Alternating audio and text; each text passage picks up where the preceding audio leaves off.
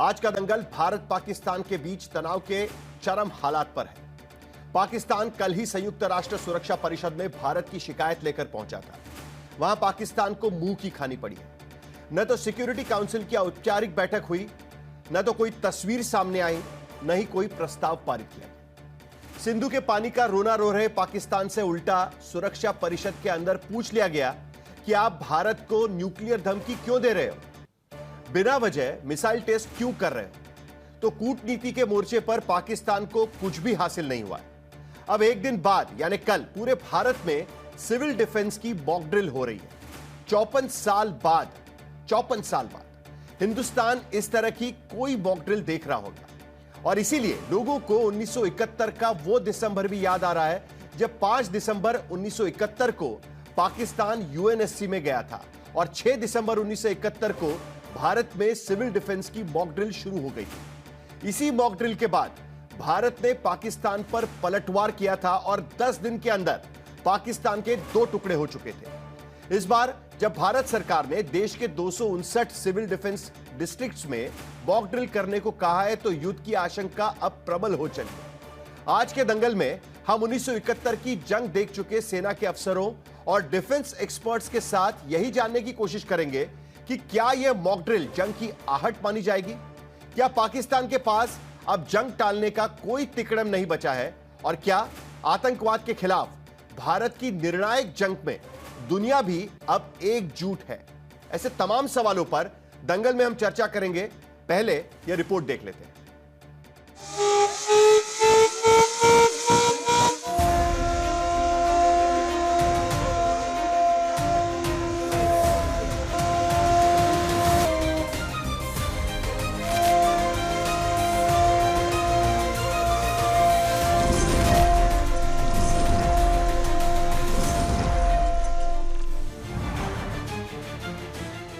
भारत सरकार ने 7 मई की तारीख तय कर दी है। पूरे हिंदुस्तान में इस दिन युद्ध काल में बचाव के तौर तरीके आजमाए जाएंगे। केंद्र सरकार से देश के सभी राज्यों को चिट्ठी गई है जिसमें लिखा है कि मौजूदा हालात में गंभीर चुनौतियों को देखते हुए उच्चतम स्तर की नागरिक सुरक्षा तैयार रखी जाए। लिहाजा देश भर में 7 मई को सिविल डिफेंस की मॉक ड्रिल होगी। इसमें देश के 7 राज्यों के 13 शहरों में कैटेगरी 1 का सुरक्षा खतरा, कैटेगरी 2 में 201 शहरों को सुरक्षा खतरा और कैटेगरी 3 में 45 शहरों में सुरक्षा खतरा को देखते हुए कुल 259 सिविल डिफेंस डिस्ट्रिक्ट में मॉक ड्रिल होगी, जिसमें district controller, civil defence warden, home guard, national cadet corps, national service scheme, Nehru Yuva Kendra संगठन और कॉलेज स्कूल के विद्यार्थी शामिल होंगे। इस मॉक ड्रिल में फायर से लेकर फ्लड तक और डिजास्टर से लेकर डेंजर तक कम्युनिटी को हर तरह के खतरे और बचाव के तरीकों से लोगों को आगाह किया जाएगा। देश के संवेदनशील ठिकानों, उद्योगों, पावर सेंटर्स, सैन्य ठिकानों को ढकने, छिपाने, बचाने के तरीके आजमाए जाएंगे। हिंदुस्तान परखेगा कि भारतीय सेना के सारे कम्युनिकेशन लिंक्स कैसे काम करते हैं, कंट्रोल रूम तक सूचना का आदान प्रदान कितना सटीक होता है, सिविल डिफेंस सर्विसेज कितनी देर में एक्टिव होते हैं, कठिन हालात में फायर फाइटिंग, रेस्क्यू ऑपरेशंस और डिपो मैनेजमेंट कितनी देर में मुकम्मल कर लिया जाता है। हिंदुस्तान में इन तमाम तैयारियों को लेकर पूरी दुनिया के सामने सिर्फ एक ही सवाल है। पाकिस्तान ही नहीं, पूरी दुनिया गौर से हिंदुस्तान के हर कदम को देख रही है, क्योंकि तारीख के पन्ने पलटने पर तो यही आशंका खड़ी होती है कि कहीं इतिहास फिर से खुद को दोहरा तो नहीं रहा।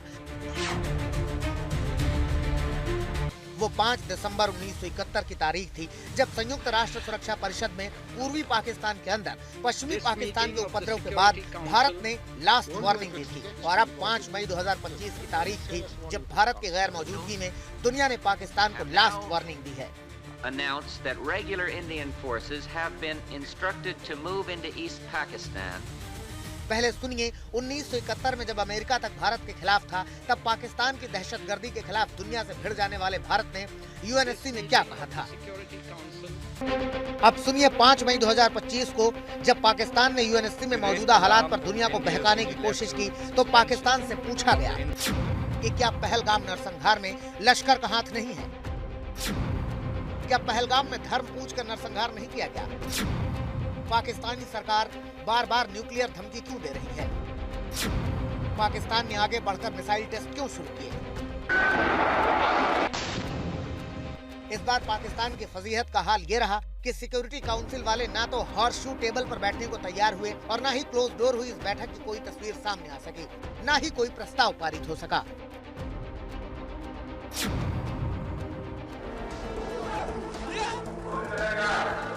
एक और मुकाम पर तारीख के पन्ने मौजूदा वक्त से मेल खाते नजर आ रहे हैं, वो है मॉक ड्रिल। 1971 में यूएनएससी की बैठक के बाद ठीक दूसरे दिन भारत ने कश्मीर से लेकर अन्य हिस्सों तक मॉक ड्रिल की थी। आम लोगों को कठिन हालात में अपनी हिफाजत कैसे करनी है, ये सेना, पुलिस और सिविल डिफेंस वालों ने बताया था। एक बार फिर पाकिस्तान यूएनएससी में रो कर आया है। दूसरे दिन हिंदुस्तान मॉक ड्रिल करने जा रहा है और अगर पाकिस्तान का खौफ सच्चा है, दहशत मिटाने का हिंदुस्तान का प्रण अडिग है, दुनिया को आतंक से मुक्ति का इंतजार है, तो इतिहास फिर दोहराता दिख रहा है। 54 साल पहले ऐसा ही हुआ था जब पाकिस्तान यूएनएससी में गया, जब हिंदुस्तान ने मॉक ड्रिल की और जब पाकिस्तान के 2 टुकड़े हुए। तो ठीक उसी तरह इस बार भी सीक्वेंस ऑफ इवेंट्स हो रहे हैं। लेकिन तब 16 दिसंबर की शाम 4 बजे पाकिस्तान की 90,000 से ज्यादा की फौज हिंदुस्तान के सामने सरेंडर नामे पर दस्तखत कर रही थी और इतिहास का ये चैप्टर इस बार अभी दोहराया जाना बाकी है कि क्या अब की बार पाकिस्तान के होंगे टुकड़े 4। पाकिस्तान के माजी, हाल और मुस्तकबिल के पन्ने जोड़ें तो आतंकिस्तान बिल्कुल उसी राह पर बढ़ रहा है जहां लगता है कि इस धरती पर से उस बदनाम मुल्क का नाम और दहशतगर्दी का काम हमेशा के लिए मिटने जा रहा है। आज तक ब्यूरो। सैयद जफर इस्लाम, राजनाथ सिंह 2 दिन पहले कह चुके हैं कि जो देश के मन में है, जनता के मन में है, वही होगा और अब जनता को कहा जा रहा है कि आप भी तैयार रहिए। जिस तरीके से मॉक ड्रिल की जाएगी, इसका क्या मतलब निकाला जाए? देखिए, मतलब बिल्कुल साफ है।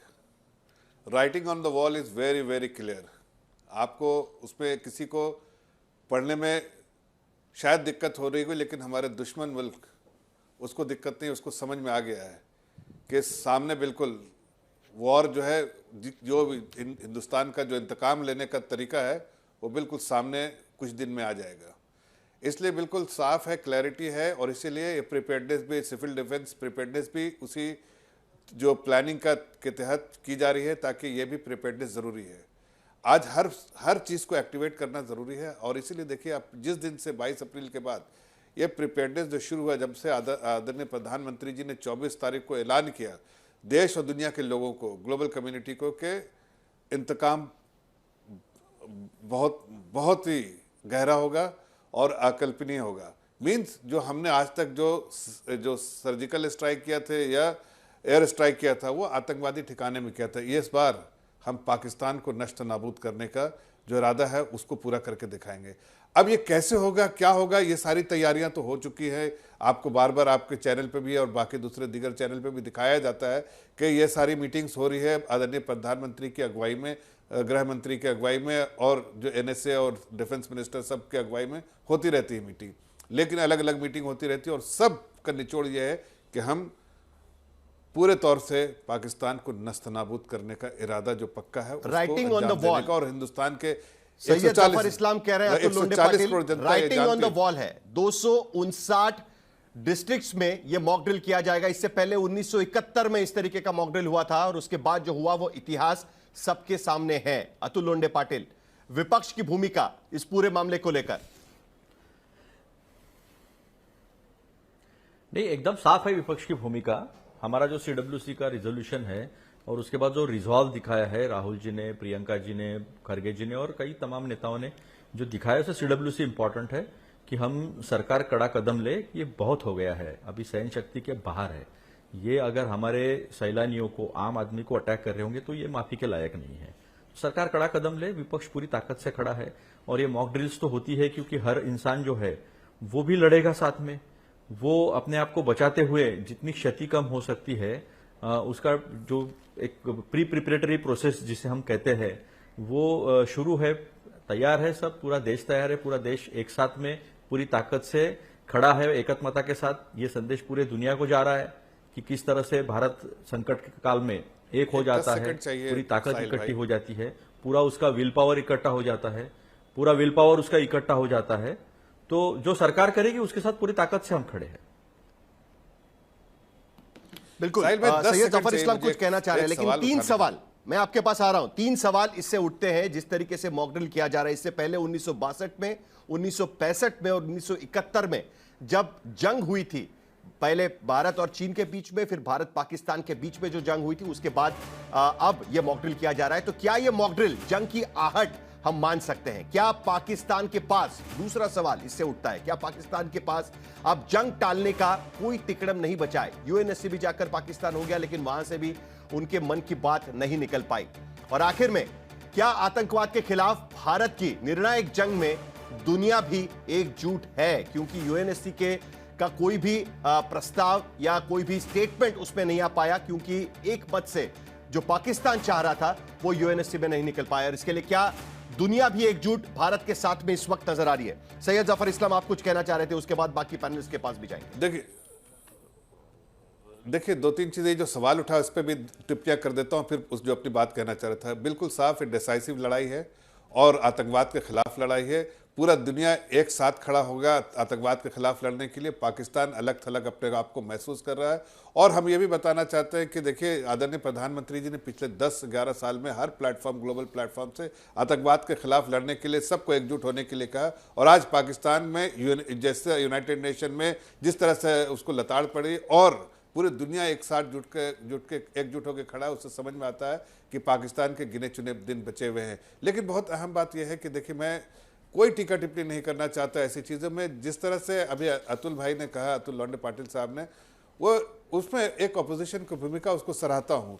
लेकिन काश इसी तरह की बातें अगर उनके पार्टी के प्रेसिडेंट मल्लिकार्जुन खड़गे साहब बोलते तो अच्छा लगता है। इसलिए कि जब उन्होंने आज झारखंड में इस तरह की बातें की कि भाई 3 दिन पहले इंटेलिजेंस रिपोर्ट एक न्यूज़पेपर में पढ़ा, ऐसी बातें इतने बड़े नेता, इतनी बड़ी पार्टी के आप प्रेसिडेंट है और न्यूज़पेपर के हवाले से इस तरह से सरकार को कटघरे में खड़ा करना, ऐसी स्थिति में जब हम जा रहे हैं, हम बिल्कुल जैसा मैंने कहा writing on the wall is clear. ऐसे स्थिति में आपको भी दिख रहा है एक अपोजिशन के बड़े लीडर होने के साथ, प्रेसिडेंट होने के साथ एक साथ खड़े रहेंगे तो अच्छा रहेगा। हम आपकी बात को, अतुल साहब की बात को सराहते हैं। शायद इनके अध्यक्ष को भी इस बात को ध्यान रखना चाहिए कि पार्टी 140 करोड़ की जनता की भावना क्या है और सरकार जिस कमिटमेंट के साथ आपका जवाब पूरे 140 करोड़ की जनता की भावनाओं का ध्यान रखते हुए, जैसा आदरणीय राजनाथ सिंह जी ने कहा, हम उसको पूरा करके दिखाएंगे और पूरे देश एकजुट एक साथ रहे।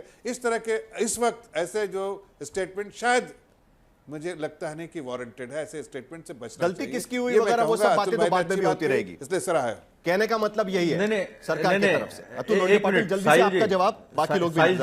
साहिल जी, ऐसा है, सर्वदलीय बैठक में प्रधानमंत्री तो आए नहीं, लेकिन जो इन्फॉर्मेशन सामने है, सिक्योरिटी लैप्स हुआ, 3 दिन पहले इन्फॉर्मेशन मिली, प्रधानमंत्री जी को वहां जाने नहीं दिया।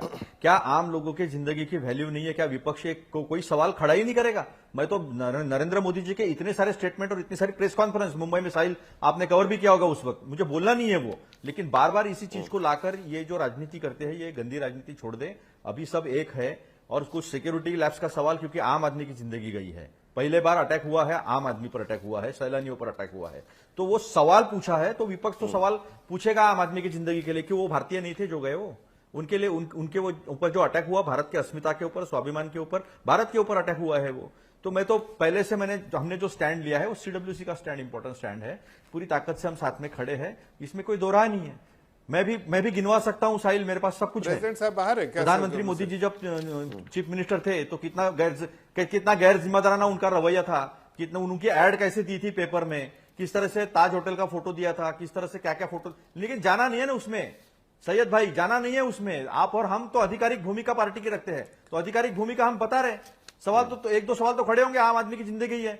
मैंने तो हिमांशी नरवाल का भी बात नहीं किया, कुत्तों की तरह, भूखे कुत्तों की तरह, जो लड़की अपना सब कुछ खोकर भी वो एकता की बात कर रही है। वो एक हिंदू मुसलमान एकता की बात करते हैं और 2-2 कौड़ी के ट्रोल जो है वो उस लड़की को जिसने सब कुछ खो दिया है उसको ट्रोल कर रहे हैं। उन्हें कितना लथड़ना चाहिए? वो उस लड़की को तो सलाम है कि देश को सब कुछ खोकर भी एकात्मता की बात बता रही है। और यही तो कल हमें करना है, एक साथ मिलकर मॉक ड्रिल करनी और दिखाना है कि हम भी पूरी तरीके से तैयार हैं। और यही करने की कोशिश कहीं ना कहीं आप सरकार की तरफ से और देश की तरफ से भी की जा रही है। मेजर जनरल संजय मेस्टन हमारे साथ में इस वक्त जुड़े हुए हैं। सवाल तो यही उठता है सर कि जिस तरीके से सिविल डिफेंस सिस्टम जो पिछले कई साल से हम ये कह सकते हैं कि पिछले कई साल से पूरी तरीके से निष्क्रिय हो गई थी क्योंकि उसकी कभी जरूरत नहीं पड़ी है, लेकिन अभी एक बार फिर कल से वो एक्टिव हो जाएगी, ये कहा जा रहा है। तो क्या इसका मतलब ये पकड़कर हम चले कि ये सरकार मानकर चल रही है कि कुछ एक्शन होता है तो मिलिट्री के स्फीयर से आगे जाकर यह एक्शन हो सकता है और इसमें भारत का सिविल एरिया भी अफेक्ट हो सकता है और इसीलिए तैयारी करने की कोशिश की जा रही है? क्या इसके वजह से ये हम देख रहे हैं कि कल से मॉक ड्रिल शुरू हो जाएगी सिविल डिफेंस की? देखिए साहिल, ये जो मॉक ड्रिल अनाउंस किए हैं, पहली बात हमने देखना है कि देश में क्या प्रभाव है और दूसरा पाकिस्तान के ऊपर क्या प्रभाव होता है।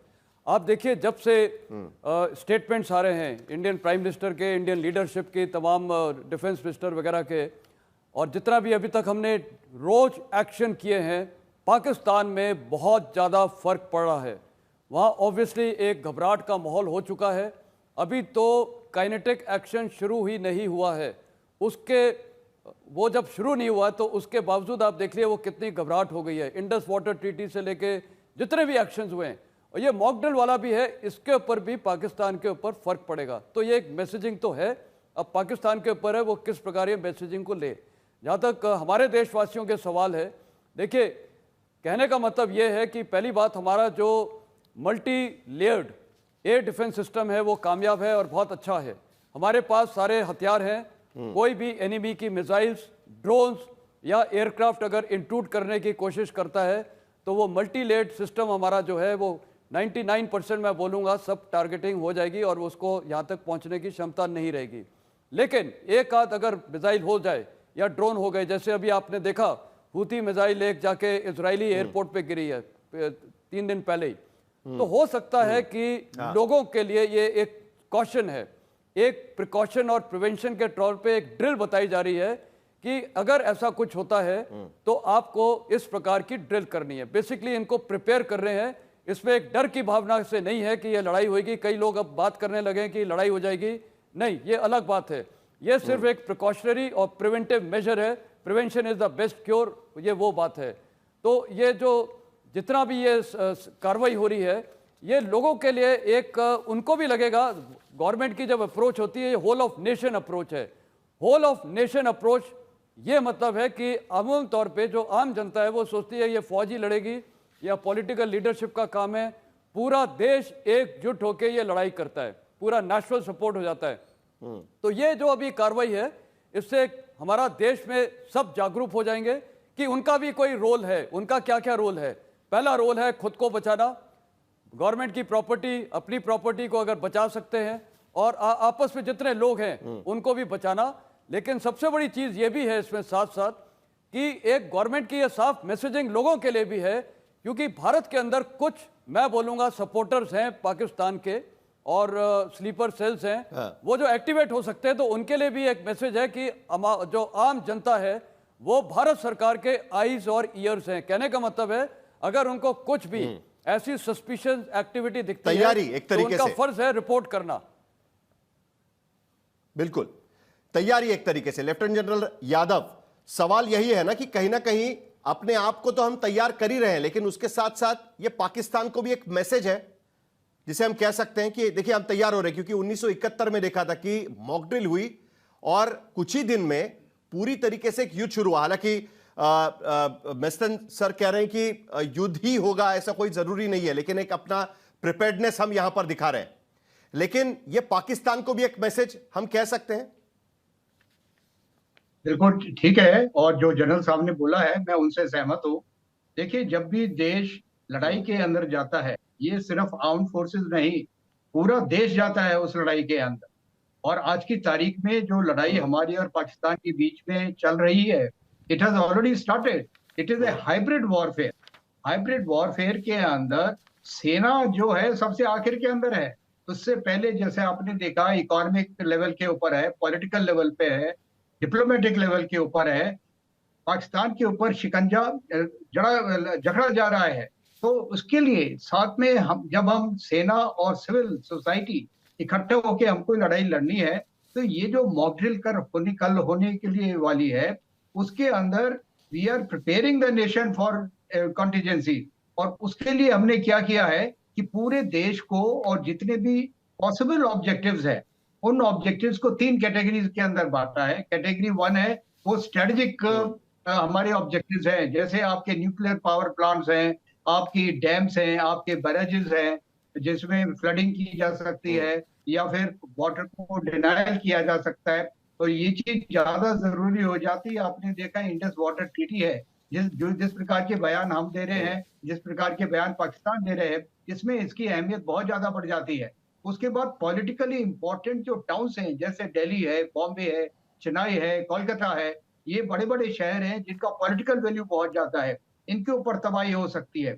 उसके आगे जाके टेक्निकल लेवल में मिलिट्री ऑब्जेक्टिव्स हैं, जैसे हमारे एयरपोर्ट है, एयर बेसिस हैं, हमारे रेलवे स्टेशन हैं, हमारी बंदरगाहें हैं, ये ऐसी हैं जिनके ऊपर फौज की मोबिलाइजेशन, उनका रसद पानी आना जाना, ट्रेड का होना, ये सारी चीजें पूरे वॉर एफर्ट जो है, जिस जिस चीज का उसमें भागीदारी है, उन सबके ये दे बिकम ऑब्जेक्टिव्स। और इसके साथ के साथ हमारी सिविल पॉपुलेशन पूरे देश में फैली हुई है। और पाकिस्तान की तरफ से थ्रेट क्या है?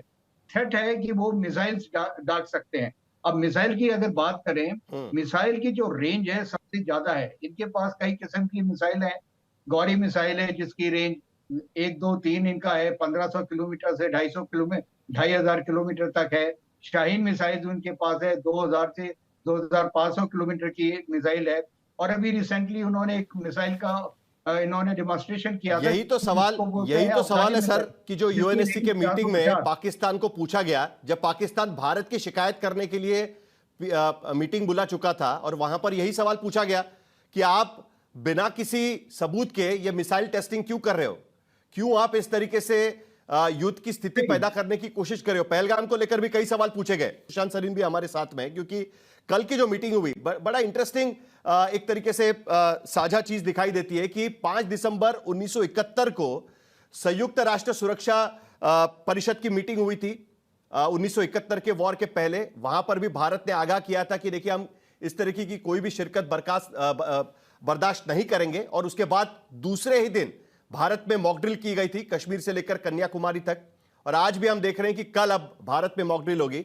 लेकिन जो कल यूएनएससी की मीटिंग हुई उसमें हमने देखा कि कोई खास बयान उनके तरफ से आया नहीं। जो इस मीटिंग के काउंसिल प्रेसिडेंट थे उन्होंने कहा कि प्रोडक्टिव है और हेल्पफुल रही मीटिंग, उससे ज्यादा कुछ स्टेटमेंट वहां पर आया नहीं। क्या इसका मतलब यह हम निकाल कर चले कि आज की स्थिति में इंटरनेशनल कम्युनिटी जिस तरीके से पहले पाकिस्तान हर चीज को यूएन ले जाने की कोशिश करता था, कश्मीर के मुद्दे को इंटरनेशनलाइज करने की कोशिश करता था, अब वो सारी चीजें मानने को इंटरनेशनल कम्युनिटी तैयार नहीं है। हालांकि वो चाहते हैं कि मामला भड़के ना, लेकिन उसके बावजूद पाकिस्तान के तरफ से हर चीज को इंटरनेशनलाइज करने की कोशिश जो होती है वो मानने को इंटरनेशनल कम्युनिटी तैयार नहीं। और इसीलिए शायद मॉक ड्रिल के जरिए भारत एक मैसेज देना चाहता है पाकिस्तान को कि अब आपको तैयार रहना पड़ेगा, क्योंकि हम लोग भी तैयार हो रहे हैं। साहिल, एक तो मेरे ख्याल 1971 की जो सिचुएशन थी उसकी आज से तुलना करना काफी हद तक बेमानी है। मतलब कि ठीक है, उसमें आप कुछ कुछ पैरेलल्स निकाल सकते हैं जो आप निकाल रहे हैं, लेकिन जो ऑब्जेक्टिव रियलिटी है जमाने की और आज की वो बिल्कुल तब्दील हो चुकी है। तो मेरे ख्याल हम आज की जो रियलिटी है उसी पे चलें तो बेहतर है। और आज की रियलिटी में अगर मैं आपको 6 साल पहले ले जाऊं, जब आर्टिकल 370 को हमने खत्म किया था संविधान से, तो उस समय भी पाकिस्तान ने बहुत शोर मचाया था, यूनाइटेड नेशन सिक्योरिटी काउंसिल में गुहार लगाई थी। और उस समय भी यही हुआ था कि इनफॉर्मल टाइप का समिट था, कोई उसमें रेजोल्यूशन नहीं पास हुआ, कोई फॉर्मल नेगोशिएशंस नहीं हुई। और वही इस बार भी हुआ, और इस बार तो उससे भी कम हुआ। और जिस तरीके की खबरें आ रही हैं कि पाकिस्तान से जिस तरीके की जवाबदेही मांगी गई है कि भाई आपके यहाँ पर जो आतंकी गुट दंदनाते हुए घूमते हैं, जिनको आपने खुली शह दे रखी है, वो किस खाते में आते हैं। और जो बाकी उनसे सवालात पूछे गए हैं तो ऑब्वियसली उनके लिए कोई वो बहुत अच्छी बात तो नहीं है। मतलब कि उनकी एक लिहाज से उनकी जवाबदेही जिस तरीके की हो रही है वो शायद उसको एक्सपेक्ट नहीं कर रहे थे। तो ये बात अपनी जगह ठीक है, लेकिन ये मान लेना कि जो हमारे कई सारे दोस्त यार हैं वो बिल्कुल भारत के साथ खड़े हुए हैं, देखिए उसका एक पैमाना क्या है। पैमाना अगर सिर्फ ये है कि उनकी तरफ से बयान आए जिसमें उन्होंने जो ये जो बर्बरता की पाकिस्तानियों ने पहलगाम में, उसकी उन्होंने निंदा की या उसकी भत्सना की, तो वो बयान तो ठीक है, वो तो सारी दुनिया से आ गए हैं। लेकिन मैं तो ये एक्सपेक्ट करता हूं कि भाई अगर हमारे जो दोस्त हैं वो पाकिस्तान के ऊपर कुछ तो दबाव बनाए, बेशक उनका नाम ना लेना चाहे, उनकी अपनी मजबूरियां हो, जो मर्जी हो, लेकिन उनके ऊपर दबाव बना सकते हैं ना। और कोई बहुत ज्यादा फौजें भेजने की जरूरत नहीं है, युद्धपोत भेजने की जरूरत नहीं है, ये सब करने की जरूरत नहीं है। अभी 2 दिन में IMF में जब मीटिंग होगी कि पाकिस्तान को कर्जा दिया जाए या ना दिया जाए, उस पर और कुछ नहीं तो थोड़े दिन के लिए रोक लगाइए कि थोड़ी जवाबदेही करें इनकी कि भाई आपके जो आपको जिस शर्तों पे कर्जा दिया गया था उसमें आपने ये भी कहा था कि आप बहुत सारे ये जो आतंकी गुट हैं इनके ऊपर लगाम कसेंगे। एटलीस्ट जो पिछला वाला जो कर्जा था उसमें तो FATF का मेंशन भी था। तो क्या उनकी जवाबदेही इन चीजों में नहीं हो सकती? होनी चाहिए मेरे हिसाब से।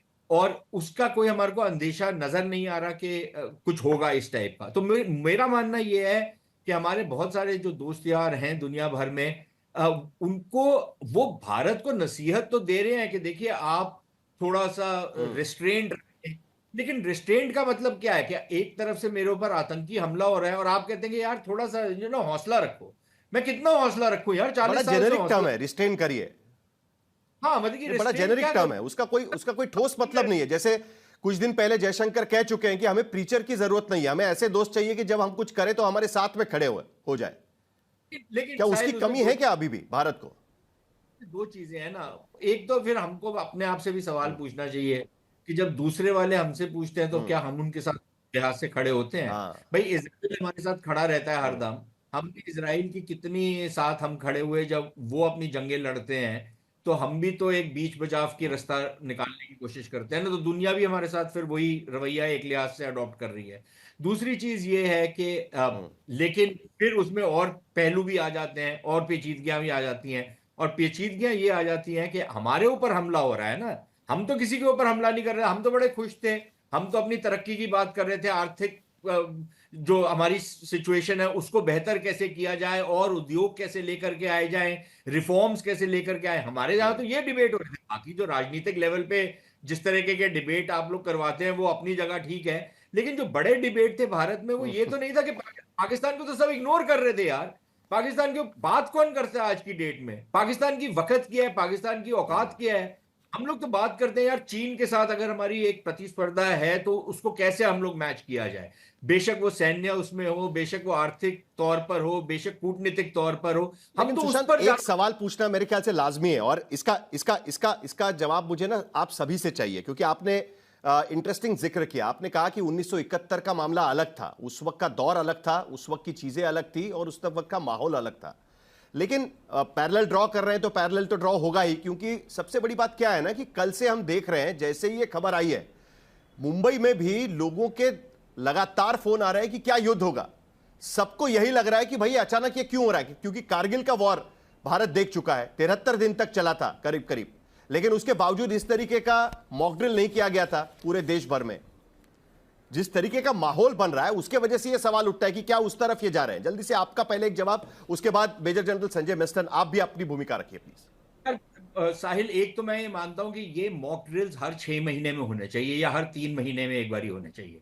अगर हम एक संजीदा देश हैं और सारे देश में जैसे जनरल साहब लोग कह रहे हैं कि अगर आप एक युद्ध की स्थिति में जाते हैं तो ये होल ऑफ नेशन अप्रोच होती है, तो इसमें सारे नेशन को इन्वॉल्व होना चाहिए। और ये आप 2 दिन ये मॉक ड्रिल करके आप अपने लोगों को प्रिपेयर नहीं करते, इसका एक तरीका होता है मेरे हिसाब से। मेरे ख्याल से उनका संपर्क टूट चुका है। मेजर जनरल संजय मेस्टन, जो सुशांत कह रहे हैं कि ये हर 6 महीने में होने चाहिए, लेकिन आमतौर पर ये कॉन्फ्लिक्ट जोन में होता है कि जहां पर लगातार कॉन्फ्लिक्ट की संभावना रहती है।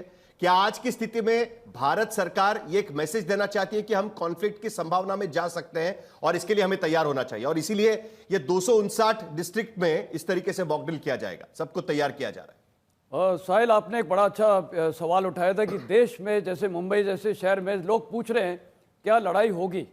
मेरा जवाब यह है लड़ाई तो पाकिस्तान ने पिछले 40 साल से हिंदुस्तान के साथ शुरू की हुई है और वो है आतंकवाद और टेररिज्म की लड़ाई। भारत ने अभी तक इसको एक्सेप्ट किया है, मतलब हमने जितना भी कार्रवाई की है वो की है हर लेवल पे।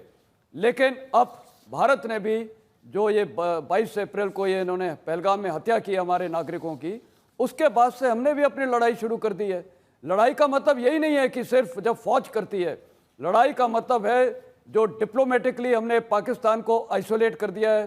तमाम वर्ल्ड नेता, प्रधानमंत्री से बात किए हैं, कई इंपॉर्टेंट कंट्रीज़ के हेड्स ने, साथ में जो हमने एक पॉलिटिकल विल दिखाई है, वो सबसे ज़रूरी चीज़ है, वो भी एक लड़ाई का हिस्सा है। प्राइम मिनिस्टर ने कितने साफ लफ्ज़ों में बोला है कि ये फौज के ऊपर है, कब कैसे कहाँ वो हमारे ऊपर है, और उन्होंने इंग्लिश में भी बोला था, पूरे वर्ल्ड के लिए मैसेज था। तो ये एक लड़ाई हम ऑलरेडी चल रही है। तीसरा है जो इंडस वाटर, उसका वो भी एक लड़ाई है। आपने देखा कल हमने चेनाब का पानी बंद कर दिया था, आज उसको खोल दिया है। फ्लडिंग हुई है पाकिस्तान में, आपको हैरानी होगी सुन के कि वहाँ के फार्मर्स को हुक्म दिया है कि 20 मई से पहले वो अपना राइस को उगाएंगे नहीं, क्योंकि राइस को पानी चाहिए, और उनके साथ सख्त कार्रवाई करेंगे। तो पाकिस्तान के अंदर इतनी बुखलाहट हो रही है। फिर हमने ट्रेड वॉर शुरू कर दिया है, उनको बिल्कुल ट्रेड्स के साथ काट दिया है। अभी हमने ये अनाउंस किया है। तो रोज़ हम कुछ ना कुछ ऐसी हरकत कर रहे हैं, और मिलिट्री पोस्चरिंग चल रही है हमारी। अरेबियन सी में इंडियन नेवी की हरकत हो रही है, एयरफोर्स की एक्सरसाइज हो रही है, आर्मी अपना डिप्लॉयड है, लाइन ऑफ कंट्रोल में फायरिंग है।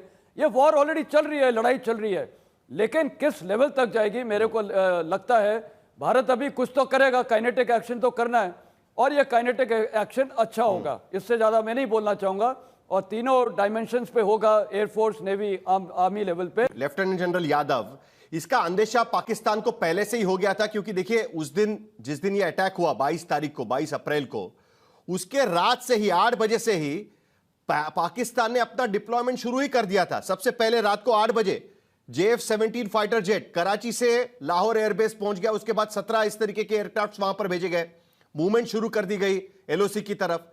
उनको अंदेशा लग रहा था कि कहीं ना कहीं ये होना ही है, और इसीलिए आज हमको ये तैयारी करनी पड़ रही है, क्योंकि इसके पहले जितने भी हमारी लड़ाई हो चुकी है, पाकिस्तान की तरफ से शिरकत हुई है सबसे पहले। सबसे टॉप मोस्ट पाकिस्तान ने ये प्लानिंग है, उनके आर्मी चीफ की ये प्लानिंग है। तो उनको इससे पहले कि उन्होंने ये एक्शन लिया है 22 तारीख को, उससे पहले उन्होंने, अरे मेरे को बात तो करनी दीजिए आप।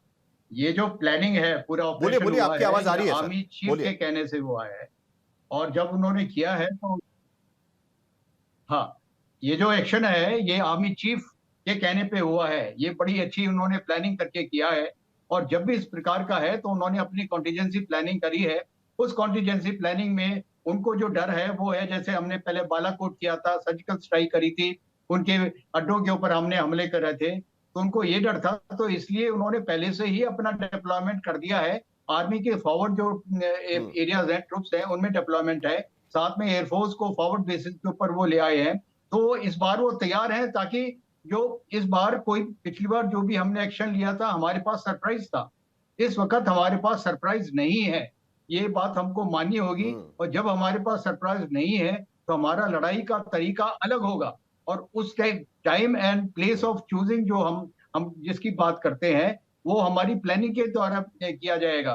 तो इसलिए ये कहना कि उन्होंने पहले कर दिया, उनका ये प्री प्लान था, इनका it was part of the planning, so there is nothing new about it.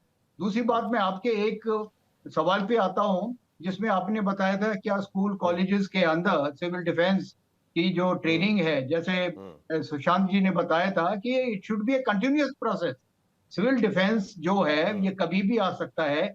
Civil defence के साथ साथ हमको डिजास्टर मैनेजमेंट जो है उसकी भी ट्रेनिंग हमको अपने पूरे इंस्टीट्यूशंस हैं सब में देनी चाहिए, ताकि जब भी आपदा आती है वो बिना बताए हुए आती है, चाहे लड़ाई के दौरान हो या लड़ाई के अलावा अपनी प्राकृतिक तरीके से भी, अगर जो भी है भूकंप आ गया, फ्लड्स आ गई, तो उस हालत में हमारे जो नागरिक हैं किस प्रकार से उस चीज को हैंडल करें, और किस प्रकार से ट्रेनिंग हो, क्या उनकी SOPs हो, क्या इक्विपमेंट उनको चाहिए, उनका कमांड एंड कंट्रोल किस प्रकार से होना चाहिए, इन सबको एक तरीके से उनकी योजना हमको बनानी है, और इस योजना को जमीन के ऊपर हमको दिखाना है, ताकि एवरी 6 months और 3 months we carry out this rehearsal. आपको ये बताना चाहता हूँ, आर्मी के अंदर एक सिस्टम है, जो भी कॉन्टिजेंसीज हमारी होती हैं, हम उनको हर चीज के लिए, चाहे 6 महीने हो, 1 साल में हो या 3 महीने में हो, यूनिट लेवल पे या फॉर्मेशन लेवल पे उस चीज को हम दोहराते हैं, ताकि हर जवान, हर ऑफिसर और हर संस्था को ये मालूम पड़े कि अगर इस प्रकार की कॉन्टीजेंसी है तो इसके अंदर उनका रोल क्या होगा और किस प्रकार से ये कार्य किया जाएगा। तो ये बहुत तो लेफ्टिनेंट जनरल यादव सुशांत की बार बार ये कह रहे हैं कि इसकी कंटिन्यूटी होनी चाहिए, जिसका जिक्र आपने भी किया था यहां पर। इंटरेस्टिंग बात यह है कि कई राज्यों में डीजी होमगार्ड्स और डीजी सिविल डिफेंस ये साइड पोस्टिंग मानी जाती है, और आज की स्थिति में जब ये अब हो रहा है तो ऐसे में इसकी कंटिन्यूटी होगी। और सबसे बड़ी बात, आपसे ये प्रतिक्रिया जानना बहुत जरूरी है कि इस मॉक ड्रिल का मैसेज क्या जाएगा? सिर्फ हम तैयार है ये जाएगा, या लोग कुछ और सोचकर चले, जिसका जिक्र मैं कर रहा था? नहीं साहिल, मैसेज तो बड़ा क्लियर है। मैसेज तो ये है कि कुछ ना कुछ तो होने वाला है। अब होता है 1 हफ्ते, 2 हफ्ते, 1 महीने, 3 महीने, 6 महीने के बाद होता है। पिछली बारी आप क्योंकि 71 की बात कर रहे थे, तो फिर मैं भी 71 की बात कर लेता हूँ। हमने कितने 6-8 महीने लगाए थे युद्ध करने से पहले, उसकी सारी तैयारी की थी। लेकिन मेरा मानना यह है कि देखिए, एक तो ये जो ड्रिल्स हैं उसका एक तो संदेश जो जाता है दुश्मन को, वो ये है कि यार ये लोग तो अब तैयार हो गए हैं कि सिर्फ ये एक छोटी सी झड़प नहीं होगी, अगर झड़प से कुछ आगे भी होना हो या उसके आगे भी बढ़ना हो तो ये अपने लोगों को इसके लिए भी तैयार कर रहे हैं, और लोगों को तैयार रहना चाहिए। देखिए ना, हम लोग टीवी पे आके बहुत बातें हो जाती हैं, यूट्यूब पे बहुत बातें हो जाती हैं कि युद्ध होने वाला है, बड़ा मजा आएगा। ये मजे की बात नहीं है, बड़ा सीरियस बिजनेस है। मजे की जनरल बात नहीं साहब है। इनको बेहतर पता है हम लोगों से, जिन्होंने देखा हुआ है कि गोलियां चलते हुए गुस्से में और लोगों को मरते हुए देखा है, वो बेहतर जानते हैं कि क्या होता है, युद्ध क्या होता है। तो लेकिन लोगों को थोड़ा सा पता होना चाहिए कि अगर इस तरीके का हालत हो तो उनको क्या करने की जरूरत है, एक चीज। दूसरी चीज साहिल, और जिसके लिए मैं कहता हूं कि ये जो ड्रिल्स हैं ये हर 3-6 महीने में होनी चाहिए, और दुनिया भर में यही होता है, वो ये है कि हम जिस दुनिया में अब जा रहे हैं, तो हम पाकिस्तान जैसे घटिया से देश की बात कर रहे हैं, फिर बांग्लादेशी भी अब खुदक रहे हैं पागलों की तरह, और फिर चीन हमारे बॉर्डर पे है, आगे हमारे को पता नहीं किस तरीके के हालात होते हैं। हमारे लोगों को अब ये इंटरनलाइज करना पड़ेगा कि हम जिस तरीके की दुनिया में जा रहे हैं, इस तरीके की प्रॉब्लम्स हमारे ऊपर अक्सर आ सकती हैं। तो इट इज बेटर कि लोगों को आप अभी से प्रिपेयर कर लें, बनस्बत इसके कि जब कुछ हादसा हो जाए फिर उसके बाद आप अपने हरकत में आए और लोगों को तैयार करना शुरू करें। आपके लोगों के अंदर इतना गूदा होना चाहिए कि वो जान पाए कि यार अगर ये हालात आएंगे तो हमको ये करना है, ये हमारी रिस्पॉन्सिबिलिटी है। फौजें तो सरहद पे लड़ रही हैं, सरकारें अपनी तरफ काम कर रही हैं, ठीक है ना, जो सारी राजनीतिक तंत्र है वो अपना काम कर रहा है, लेकिन लोगों का भी कुछ काम बनता है, उनकी भी कोई जिम्मेदारी बनती है, उनको अपनी जिम्मेदारी कैसे निभानी है। तो मेरे ख्याल उसके और यही बात करने की कोशिश कहीं ना कहीं इस मॉक ड्रिल के जरिए करने की कोशिश करिए। जल्दी से अंतिम प्रतिक्रिया अतुल लोंढे पाटिल, 30 सेकंड में आपसे, क्योंकि मेरा समय खत्म हो रहा है। अंतिम में सैयद जफर इस्लाम आपसे। देखिए, पाकिस्तान में भी इस तरीके की पार्लियामेंट का सेशन बुलाया गया था, लेकिन वहां पर तो प्रधानमंत्री भी नहीं गए और विपक्ष के लोग भी वहां पर नहीं पहुंचे। कम से कम भारत में यह स्थिति नहीं है, तो यह एक राजनीतिक स्थिति भी भारत के लिए एक अच्छी स्थिति मानी जाएगी।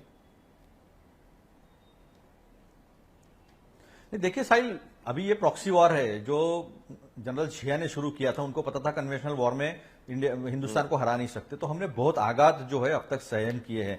71 के पैरेलल्स आप ड्रॉ कर रहे, तो 71 में 10 लाख रेफ्यूजीज जो है वो देश के अंदर आए थे, उनका एक सवाल था।